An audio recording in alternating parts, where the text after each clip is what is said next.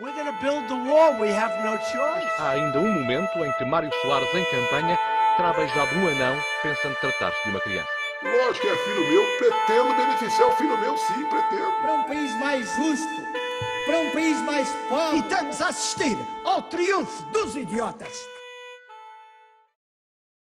Bem-vindos ao terceiro episódio do Pós-Intelectual. Nós voltamos, apesar de vocês não terem pedido, mas estamos aqui para mais uma jornada onde nós os quatro vamos tentar decifrar os segredos do universo, apesar de não percebermos muito do que vamos falar, mas olha, vamos adiante. Estamos aqui com o nosso line-up habitual, temos aqui o Pedro Oliveira. Bonjour. Temos aqui também o Miguel Braz, aqui, novamente. Ora viva. E o nosso correspondente europeu, Ricardo Ayai. Viva, viva. E pronto, não vamos falar dessa vez muito do coronavírus, que parece que já ia no terceiro episódio seguido, apesar das notícias não pararem de falar disso. Vemos uma certa mudança na questão dos governos agora, que estão mudando a partir do coronavírus para a parte mais econômica do que da saúde. Alguns países já aliviando um pouco as medidas, mas vamos falar disso um bocado depois. Como referi no último episódio, aliás, vamos falar um pouco aqui da corrida norte-americana, a Casa Branca, né? Onde as eleições vão ser em novembro.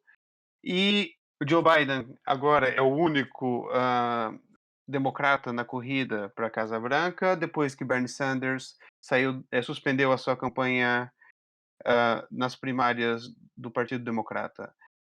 Bernie Sanders já anunciou o seu apoio à candidatura do Biden, como o Obama também, que não foi uma surpresa, como todos sabemos, e também Elizabeth Warren foi a outra, top democrata a apoiar a candidatura de Biden.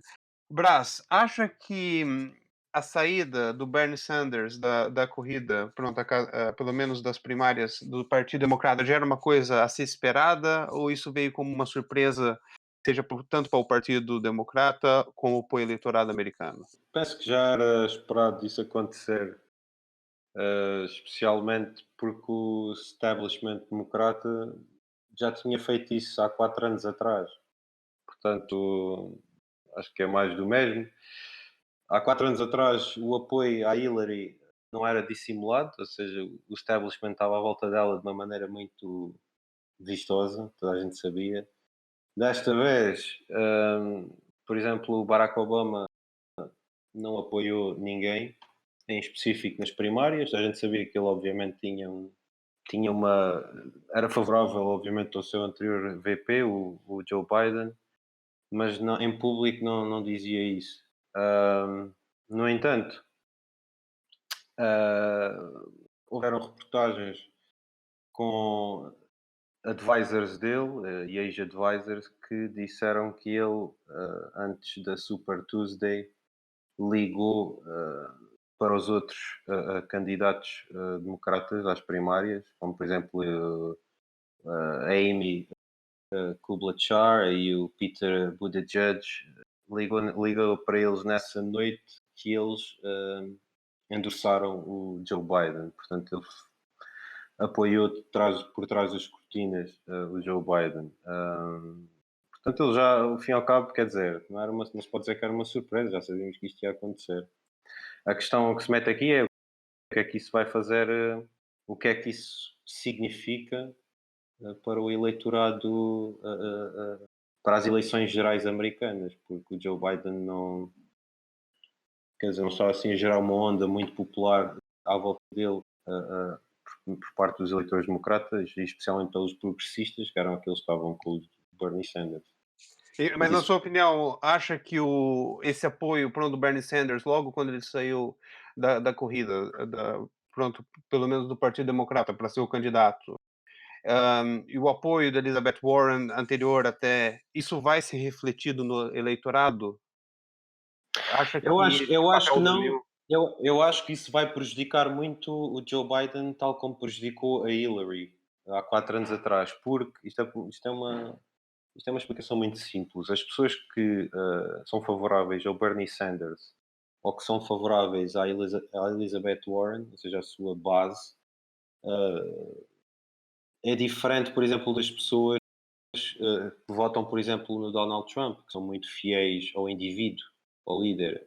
Estas pessoas não são fiéis ao indivíduo, são fiéis à ideologia e às políticas públicas que os seus candidatos defendem. As pessoas estão com o Bernie Sanders porque acreditam nas políticas públicas dele. Não importa o indivíduo em si. Porque eu acho que muitos desses eleitorados, É vou mais dizer que é a difícil maioria. saírem para votar. Exatamente. Não estou a dizer que a maioria não vai votar ou vai votar no Trump. Não é isso que estou a dizer. Estou a dizer que é uma percentagem considerável não vai votar no Joe Biden e vai ficar em casa. Portanto, sim, vai prejudicar. No fim do dia vai prejudicar o Joe Biden nas eleições gerais. De qualquer modo, o Joe Biden tem sempre mais vantagem na parte de chegar ao eleitorado afro-americano do que o Bernie Sanders teria. Sim, quer dizer, Que é um eleitorado também bastante considerável. sim, eu acho que sim. Por ter sido também o vice-presidente do Barack Obama. Pronto, está Sim, relacionado. sim. A questão aqui é que o Biden não está a puxar a base do Bernie Sanders para ele e isso pode prejudicar muito nas eleições gerais. E quem é que são a base? São os eleitores com menos de 40 anos, são a classe trabalhadora, e isso aconteceu mesmo com a Hillary, que perdeu ali todo o Midwest e swing states como Michigan e todo o Rust Belt. Wisconsin e Pensilvânia. Michigan. Portanto, ela perdeu esses estados todos, mesmo porque não conseguiu puxar a base da classe trabalhadora, que originalmente estavam com o Bernie Sanders. E que Sim, votou Trump. mas até nós vimos agora no Michigan, foi no Michigan, sim, os protestos, né? Contra a própria governadora democrata, né? Que pronto, supostamente estaria na linha para ser a vice-presidente do Biden. Acha que a questão do coronavírus em si está a ser completamente jogado na política doméstica americana? Isso é para a mesa, para quem quiser responder. Vocês acham que a parte do coronavírus vai ter um papel bastante significativo? Claro que Fácil. vai. A política americana é agressiva por natureza em tudo o que diz respeito a chegar ao eleitorado e a fazer jogos políticos, muito mais agressivos do que nós aqui na Europa.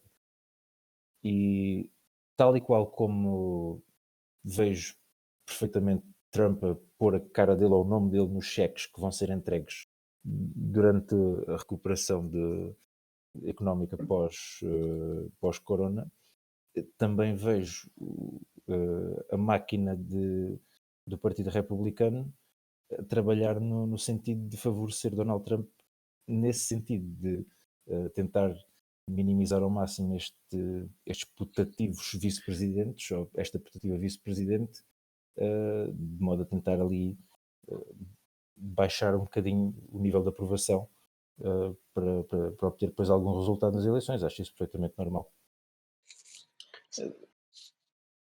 É assim, o Donald Trump está a fazer um trabalho horrível a gerir o coronavírus. Supostamente viria a ser uma eleição relativamente fácil para os democratas, tendo em conta outras que já tiveram. A questão é que lá está, eles não estão a ter o entusiasmo necessário à volta do Joe Biden e cria algumas dúvidas, mesmo com tudo o que se está a passar. E o Trump, a base do Trump vai sempre votar nele. Ele tem razão quando diz que podia dar um tiro nos cornos de alguém no meio da avenida e iam votar à mesma nele. Isto Vai é verdade. sempre votar nele e vai sempre votar. Exato. E portanto, para vencer isso, a base democrata teria que fazer o mesmo.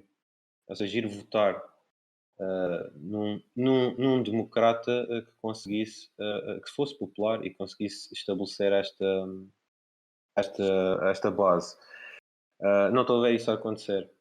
Portanto, e muito por culpa do establishment, porque não souberam aproveitar esta onda à volta do Bernie Sanders, mesmo à volta da Warren ou da AOC, porque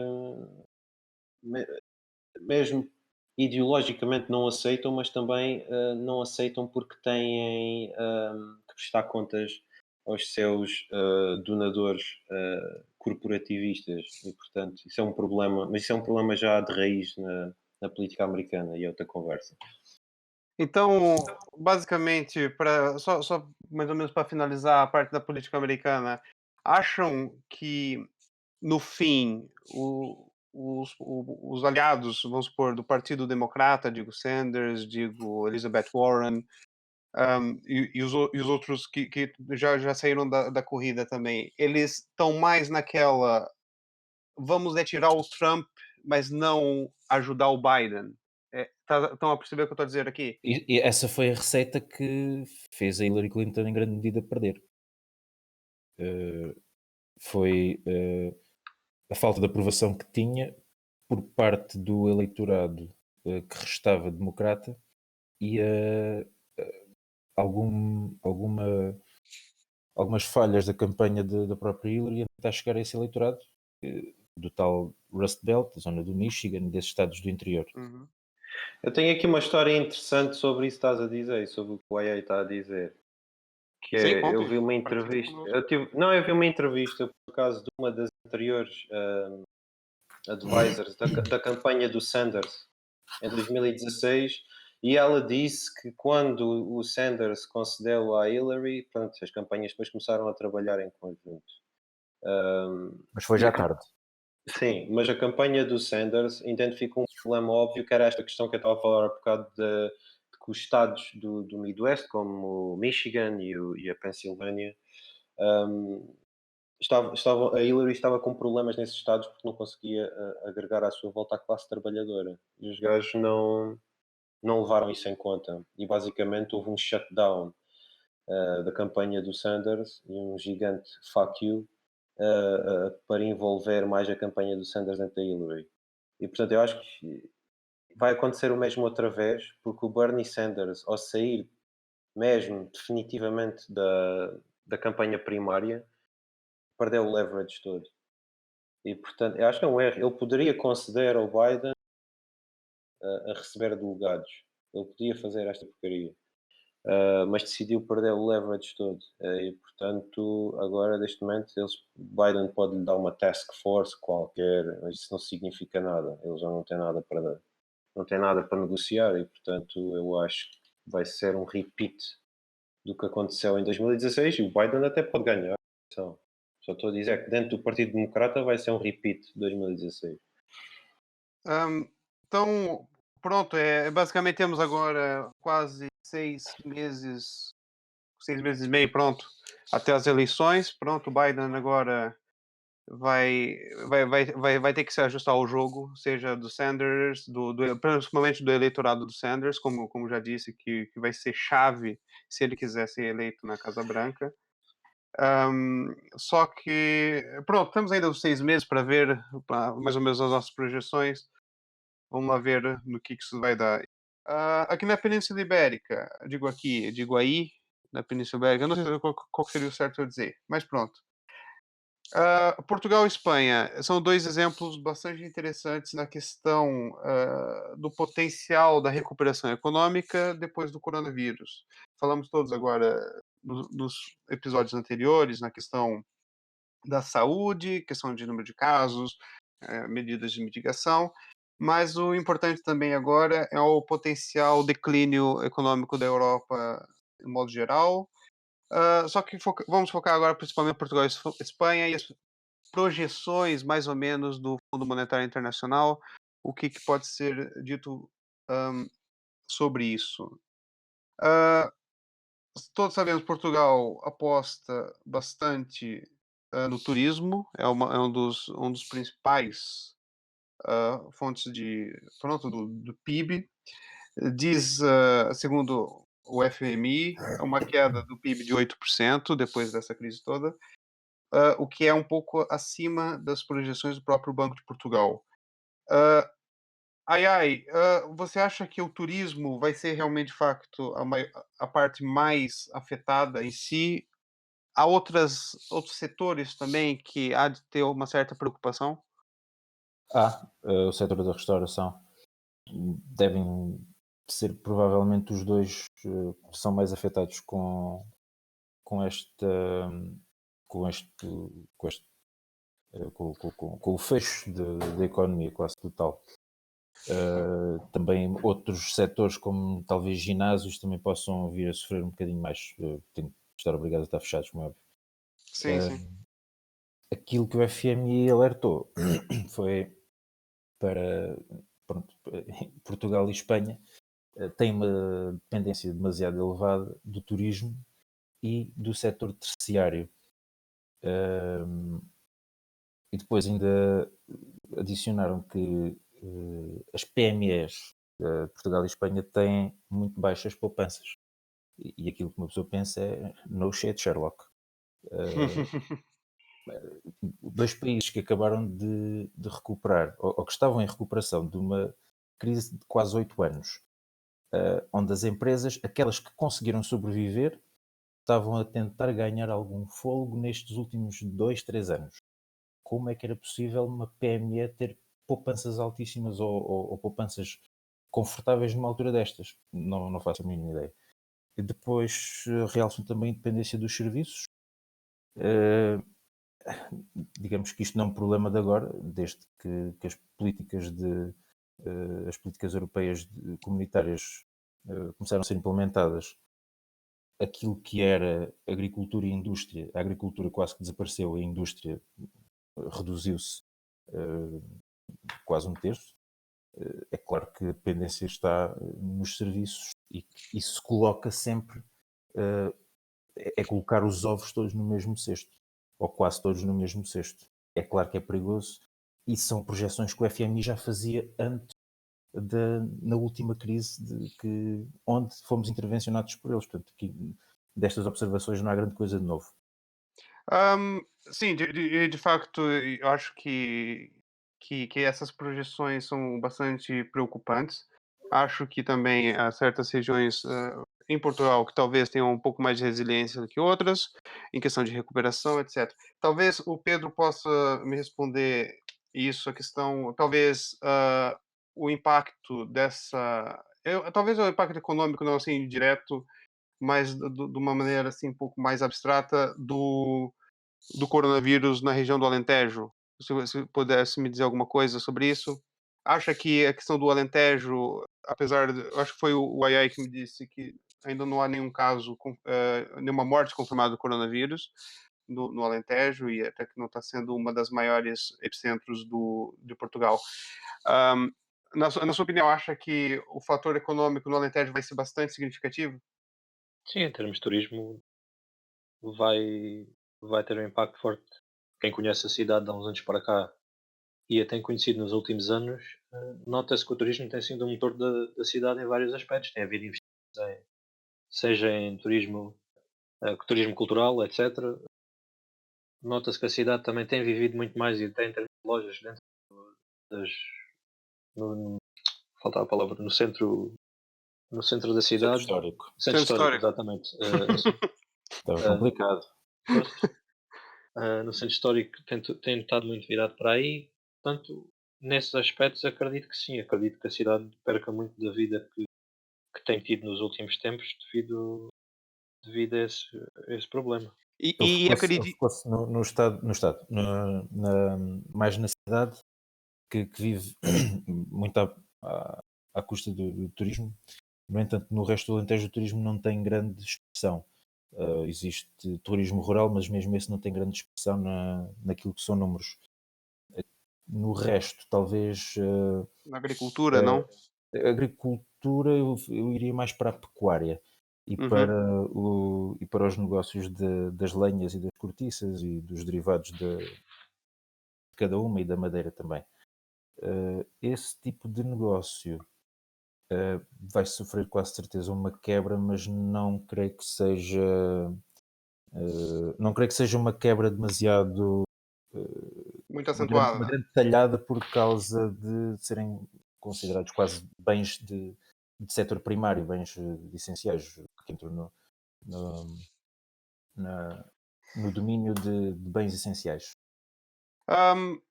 Repita a pergunta mesmo para o Algarve, talvez. Brás, tem alguma coisa a dizer? Que o turismo em si no Algarve já, pronto, é o motor, Muitas né? É o empresas motor. vão à falência. Muitas empresas vão à falência. O verão vai ser tipo o inverno, é o que me parece. A Para, a Páscoa nível, já foi, né? A Páscoa, pronto, sim, basicamente a Páscoa inexistente. foi zero. Foi zero de receita para as empresas. E o início do verão vai ser outro zero. Repara, a nível nacional já fecharam 2% das empresas, definitivamente. E 16% a nível temporário. Isto só vai aumentar até o fim. E o Algarve, o turismo é o principal motor de longe da economia. O Algarve é Senão- das tais regiões que tem os ovos todos naquele cesto. Exato. Agora, se não há ovos, só tens o cesto. O que eu acho que vai acontecer vai ser uma crise duplamente superior àquela que foi de 2008 até 2011. O que vai fazer com que muitas empresas venham à falência. E vai criar uma crise de desempregados e uma crise de migração. É o que me parece. Até porque se calhar estou a ser muito pessimista. Pronto, o ministro das Finanças, Mário Centeno, e o chefe do Eurogrupo já previu que só a recuperação econômica vai levar um certo número de anos. E vai ser, pronto, são bilhões, para não terem dúvida, bilhões, é o American Billion, não é? Como a gente ia chamar, que são os 12 zeros. É o European Billion. European Billion, né, que existe uma certa confusão com isso. Apesar da União Europeia já ter aprovado um certo pacote dos 500 bilhões, Sim, uns trocados. alguns trocados. Na vossa opinião, digo aqui para a mesa, talvez o Aya possa começar, vai ser suficiente para os 27? Agora eu nem sei quantos tem, porque saiu o Reino Unido, daqui a pouco não sei quem mais quer sair também. Mas pronto, para todos os países da União Europeia recuperar, pelo menos dar um boost. É um bocado cedo para dizer se vai ser suficiente ou não, porque ainda não se sabe até que ponto é que a pandemia vai afetar as economias nesse sentido. No entanto, já é um pacote muito mais robusto do que aquele que foi lançado aqui há dias, que era anedótico, 500 milhões de euros. 500 milhões. Mário Centeno diz que vai rejeitar a estratégia da austeridade, argumentando que se não funcionou na anterior crise, não vai funcionar agora. Eu acho que também não faria muito sentido Mário Centeno ser a favor das políticas de austeridade, visto que é ele o mentor da célebre receita da viragem da página da austeridade, que, embora nós saibamos que não foi bem assim, talvez comecemos a ver também umas cativações na Europa, quem sabe. Apelou também à solidariedade europeia para que não haja sul. Boa sorte, Mário. Estima também que vão demorar mais ou menos 2 anos até que a economia atinja os níveis de 2019. Eu também acho aqui esta meta um bocadinho otimista demais. Creio que poderá ser mais. Talvez seja aqui o otimismo irritante do António Costa a funcionar também. Bom. Pois, nós vimos já agora algumas, como se diz, algumas observações e alguns grupos a falar, fazemos turismo em Portugal, compra-se o que é nacional para estimular a economia nos próximos meses. Já estavam até a dizer que viagem para o estrangeiro ainda isso vai demorar um bocado, mas vale fazer a viagem, pronto, cá dentro. Pois, ainda não se sabe. O António Costa disse para não deixarmos de planear as férias de verão, mas cá dentro. No entanto, a von der Leyen disse no dia a seguir que é melhor não pensarmos sequer em férias de verão este ano. Também ninguém sabe o que é que vai acontecer aí.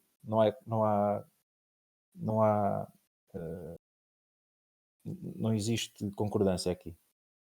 Já vimos aqui que o setor da pecuária vai ser bastante afetado, porque pode ser bastante afetado, né? Ninguém aqui é bruxo, mas a questão da agricultura, turismo, etc.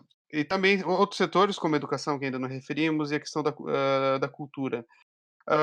Pedro, acha que o setor pronto, cultural, digo, financiamento para certos projetos, seja na áreas do teatro, literatura, cinema, nacional português, vai ter um certo impacto, apesar de alguns já disserem que certas partes desses setores já ah, não são financiados como deveriam, agora ainda pode faltar ainda mais dinheiro para promover certos tipos de eventos culturais. Acha que isso é fato? Pode acontecer?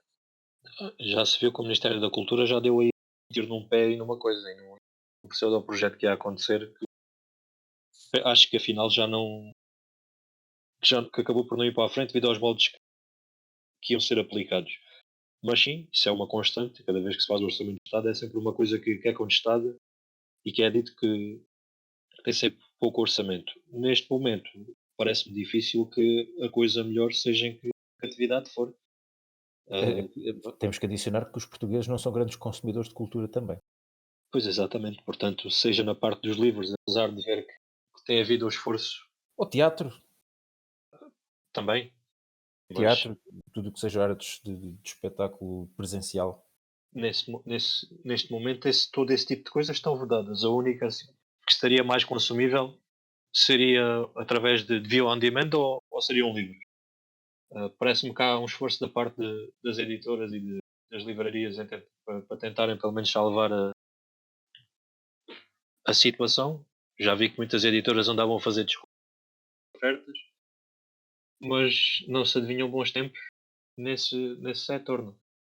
Então, está a dizer basicamente, talvez o mercado editorial, seja em Portugal, e não em Portugal, eu digo até na Europa e em outros países, pode ser algo que vai ser altamente afetado.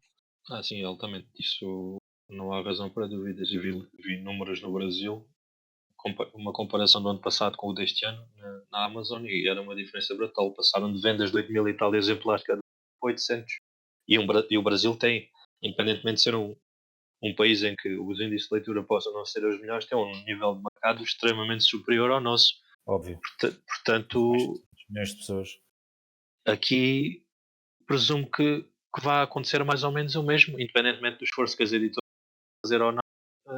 E tendo em conta que vem a crise, convenhamos que nem toda a gente considera um livro um bem de primeira necessidade. Portanto, aquilo que vai acontecer é que, no máximo, as pessoas vão ser mais imaginativas na forma como arranjar esse bem. Sim, sim, de facto. E já vi alguns reportes aqui de algumas editoras já até adiando, né, o lançamento dos livros, Sim. né, campanhas de Aqui, marketing, essas aqui coisas. também está igual. Eu geralmente costumo seguir o que é que vai saindo e tem estado tudo a baixar ou a ser atrasado porque não é execuível. E no Brasil, por exemplo, a coisa a ser cancelada e os lançamentos mensais baixaram drasticamente. E até os planos anuais das editoras baixaram ao nível de terem que fazer uma escolha entre aquilo que vão vender ou não, porque agora, a sério ou não, as coisas têm que ser mais planeadas e têm que, pelo menos, tentar que as coisas mais rentáveis saiam, porque o mercado de livro também funciona muito assim. Muitas vezes também são os livros mais comerciais e esses livros de maior tiragem que acabam por pagar os mais pequenos. Falhando uma Sim, coisa, falha a outra. sim, é verdade. E eu acho eu concordo com essa teoria que muita gente não vai ver um livro que talvez custa 30 ou 35 euros ou até 20 euros como prioridade, né? O pessoal vai começar a pensar, se calhar, olha, vou guardar esse dinheiro para outra coisa. Entre Ah, comer ou ler um livro, e tendo em conta que há serviços que proporcionam um grau de entretenimento superior e a um nível, a um preço mais barato, portanto o escape será por aí. Acredito que empresas de audiovisuais, Netflix e etc., isso aí tenham números maiores de consumo porque oferecem serviços com os quais os livros não conseguem competir. Sem que se querer falar nos preços. pois, exatamente. Dizer que íamos mudar agora um para uma parte mais otimista, mas talvez não. Tivemos agora, né, a perda de alguns autores até de renome no mundo da literatura. O chileno Luis Sepúlveda morreu por causa do coronavírus, né, em Oviedo, em Espanha, e pelos vistos ele foi diagnosticado depois de ter voltado de uma viagem para Póvoa, num evento literário chamado Correntes de Escritas. E o Rubem Fonseca, um brasileiro, que morreu aos 94 anos de infarto, nada a ver com o coronavírus. O nosso especialista literário aqui, que eu gosto de dizer isso, mas não sei se ele concorda. Pedro, então a morte dos dois, claro, dois ícones, né, na literatura, brasileira, pelo menos o Rubem Fonseca, também internacional, né? E o Luis Sepúlveda. Você pode falar um pouco mais sobre o que eles contribuíram, assim, para o cenário literário internacional, nacional? Pode Mais fazer ou menos. uma pequena análise? Mais ou menos. A minha exposição aos dois não foi a maior. O Luís Sepúlveda, a única coisa que posso dizer é que é um nome que fui habituado a ouvir ao crescer, nunca li. Mas creio que é um nome que atualmente é um nome que está mais posto aos miúdos na escola. Acho que muitos dos livros deles fazem parte do plano e muitos deles são de leitura em português. Mas lá está. Não conheço a obra do Luís Sepúlveda, mas acaba por ser um nome que, mesmo não tendo nunca assumido, era um nome que estava presente, era um nome que vinha frequentemente a Portugal, participava muito em festivais, em encontros, e acaba por ser, não digo chocante, ou mais chocante do que a morte de outra pessoa qualquer, mas a própria profissão de escritora cria uma espécie de um elan à volta da pessoa, uma espécie de misticismo. Parece que as pessoas nunca são tocadas da mesma forma. Um anónimo seria neste tipo de coisas. É um bocado chocante saber que ele veio cá e que graças a isto, ou devido a isto, perder a vida. Mas pronto, os mortos de figuras públicas ou as perdas têm sempre um impacto diferente. No Rubem Fonseca já li algo dele, li só um livro de contos, nem sei qual é que é a data de publicação no Brasil, mas saiu cá provavelmente no ano passado, no máximo. Um livro chamado Carne Crua. Não posso dizer que seja o maior fã, mas é inegável que é um nome, é provavelmente aquele escritor na literatura brasileira que no momento era o escritor mais conhecido vivo. Era um dos maiores, creio que é um escritor do cânone, mas assim é considerado. Foi inclusive Prémio Camões, em 2002 ou 2003, creio. Acho que foi 2003, não foi? 2002 ou 2003, não tenho agora. Sim. Um escritor que se inseriu num contexto específico da história do Brasil, que foi censurado na altura pela ditadura do Getúlio Vargas, e foi um escritor que quebrou com a tradição da literatura no Brasil e imprimiu um estilo muito diferente, um estilo, uma espécie de urbano depressivo, extremamente violento,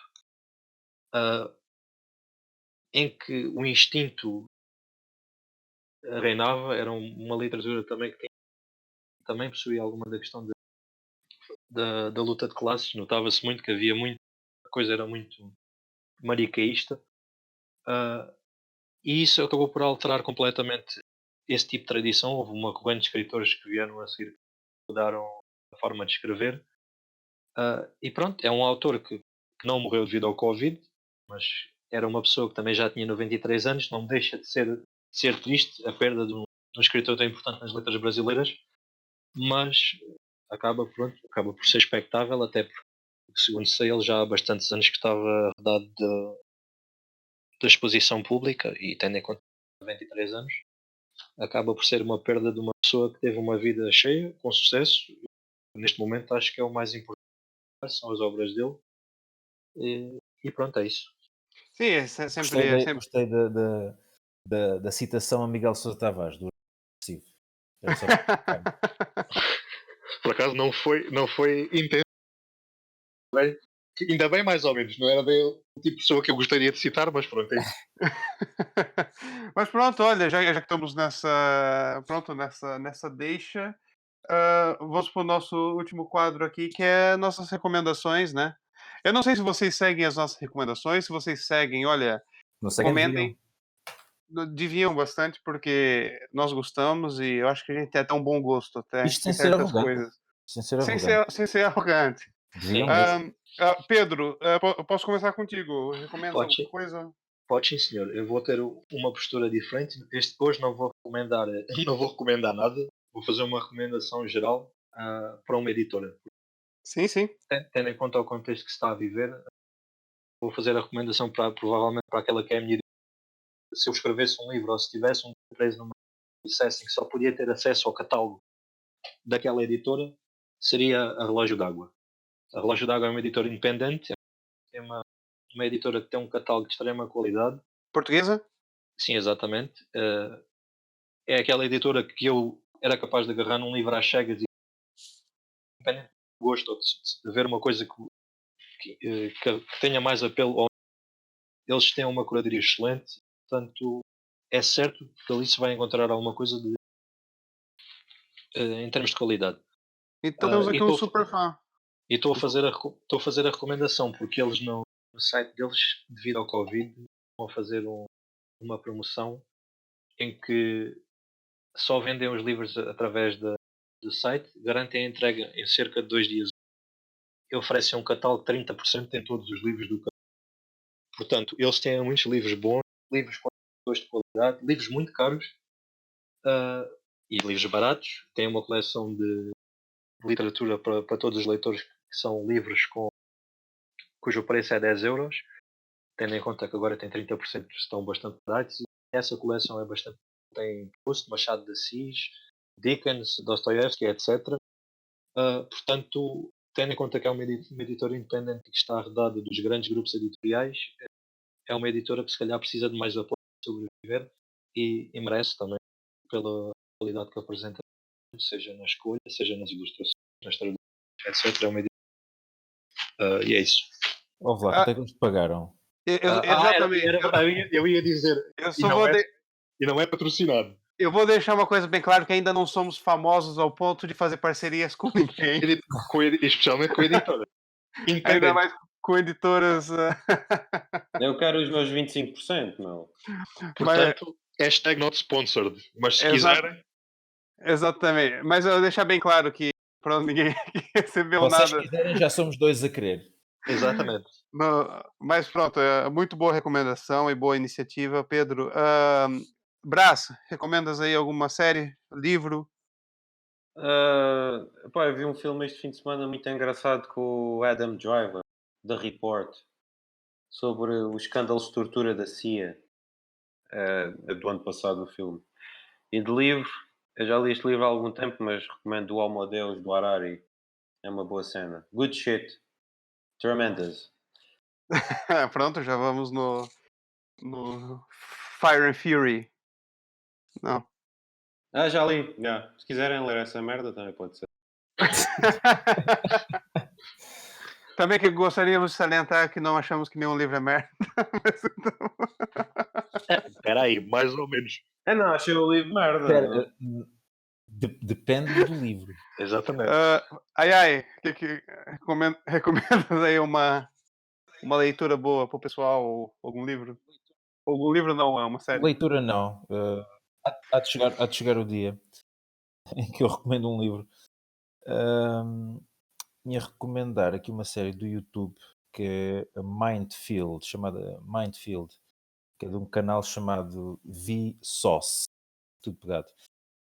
Uma série que explora a mente humana e faz algumas experiências interessantes com o cérebro.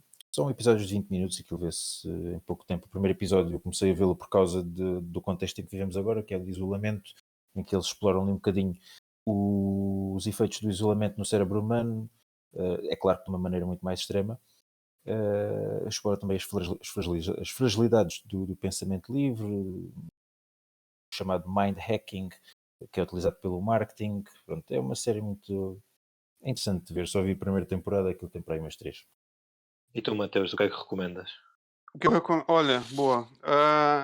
Eu tive que, pronto, ir ao Google. Não, estou a brincar. Olha, eu recomendo, estou vendo o Ozark, que saiu a terceira temporada. Estou a rever, aliás. Estou a rever a primeira e a segunda. Agora falta ver a terceira. Que é uma série espetacular. Basicamente, pronto. Vejam a série, é boa. Não vou aqui dar spoilers, que eu não sei o que é spoilers não, mas toda a gente já sabe assim, que é ligado a lavar dinheiro. Essas coisas, bastante interessante esse mundo. E um livro que eu recomendo chama-se Narconomics, How to Run a Drug Cartel. Eu não estou aqui a ser financiado por ninguém. Só droga. Só droga, Não, droga, é droga. do Tom Wainwright. É um livro bastante interessante que diz como, pronto, o mercado da droga e certos grupos, pronto, de tráfico de drogas operam na mesma estrutura, talvez, que uma empresa. Bem, Mateus, a fomentar o empreendedorismo na altura. É isso Sim, mesmo. exatamente. Também queremos fazer outro disclaimer, né? Já tivemos o primeiro, que não estamos ser patrocinados ainda, que não estamos a promover drogas e também não estamos Nem a comercialização das mesmas. nem nada disso. Só estou é bastante interessante como, pronto, certas Eu gosto de drogas. características. É um livro para aprenderem, Eu gosto de drogas. sobre gestão. Exatamente.